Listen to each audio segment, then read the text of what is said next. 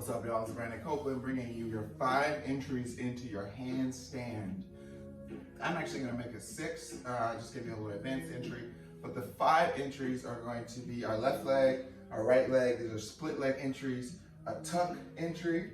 We're going to have our straddle, which is bringing both legs wide and then up. And then we'll have a pike, which is keeping both legs straight.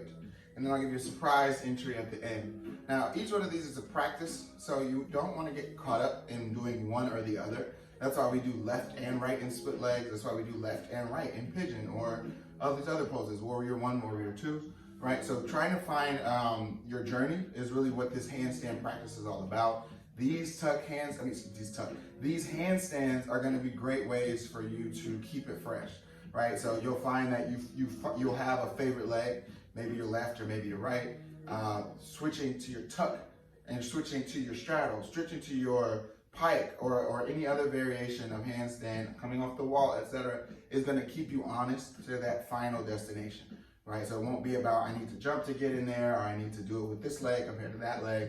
You don't want to create a pattern within your body when we're trying to take those patterns out, right? We want to try and use as many different forms as we can to stay fresh and stay engaged. So I'm going to show you this.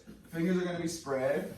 And my first one is going to be my right leg. So I'm going to use this top leg to lift instead of jumping with this bottom leg. A lot of times we'll think, and I'll show you the right way first and then the wrong. So the right way first is going to be keeping my right leg straight. I'll kick it up, let it stack over my wrist, and then work my way towards that regular handstand. I'll show you what that looks like. Here, up, right leg's up, yikes. And you see, I went over a little bit. I'm pressing into my fingers, trying to bring myself back down. Let's do it one more time. Again, right leg up, push it to the hand, and drop one more time. Right leg up, and then the left leg will come to meet it. Right? Come down, same way. Except I switch my leg. Same thing with the left side. Left leg will go up. Reaching with the left foot. I'm going to let the right leg come to meet it. Right? Pretty simple. Coming down the same way. Simple, of course, in relative terms. The next one is going to be our tuck. The tuck is bringing knees into your chest and trying to bring the heels into your seat. What you're doing, a lot like the legs, is just seeking to stack your hips over your wrists. And so in this tuck shape, we don't want to go too far over, right? So we don't want to do this kind of thing where we kick the heels, right? Let's try and keep the knees in close and press into the fingertips and the shoulders as the hips stack over, right? Your fingertips are like 10 little stop signs. As you squeeze them and press them into the mat, the body naturally tries to go back away from them, and you find balance a bit easier, right? So knees tucked, I'll do it one more time. Fingertips. And even if I go over, you see I might move one hand, or you might fall. That's a part of this practice, right? So I'm not just going to show it to you perfect. The next one is going to be our straddle. So straddle is going to be bringing the legs wide, and I'm going to show you this from this angle so you can see what that looks like, with legs wide and then coming up, right? And you'll notice even in this mimics our warrior 1, where we try to find balance as we lift. We bring the hands up, legs will do the same thing. So in the straddle, you make sure I have space, so this doesn't become a funny YouTube video. I'm going to keep my eyes forward, legs out, and up, right? Kind of like you're swimming, right? Forward, out. I'm reaching with my toes and finding them at this topmost point together is the focus. This is great. I'm going to do it one more time. I don't do this often. Forward, out, and open. Very good. The next and final of the ones that you're required to do is your pike.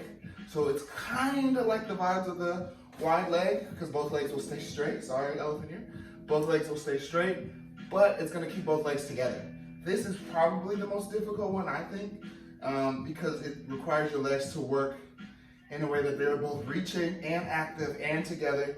And so the pike is pretty intense. So let's try it. Hands down, and as you can see, I'm sweating. This is what you want to get used to, right? Get into that idea of the work. It's a lot less about the in handstand and more about those little tiny movements leading up to it, through your pike, through your split leg, through your tuck, and now do your full pike. You'll see. So both legs will stay together. I'm gonna give myself space. And notice my eyes are looking forward so I can see the ground coming at me if it is, and I can look at the points of my hand and I want to pressure when they need to. Keeping the legs straight. Gonna breathe in. Breathe out. Try not to rush as the body builds up in these poses. Bending the knees, both legs straight. You'll see. So it requires a little bit more upper body strength. So in knowing that, I'm gonna go through the same thing, but I'm gonna try and use upper body maybe a bit sooner. Woo, that's a tough one. All right, we'll try one more time. And so it's the pelvis that you want to remember. So not only is it finding the hip stack, but as the hip stack, we want to lift. So it's kind of this consistent movement within the pelvis. We want to keep the pelvis navel pulled in, and as the hips stack over, the pelvis will then keep pulling and bring the legs over the top. I'll show you one more time.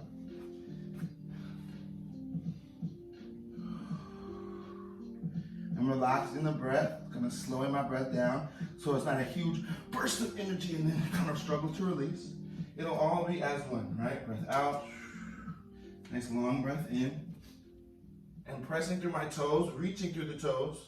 I'm trying to find that top space above me, right? And so the final pose that I'll show you is one you aspire to. It really starts practice just by putting your hands on the ground, and it's called your press. It's pressing into handstand, and that will be literally like me standing like this, except my feet are my hands, and my body will go up, right?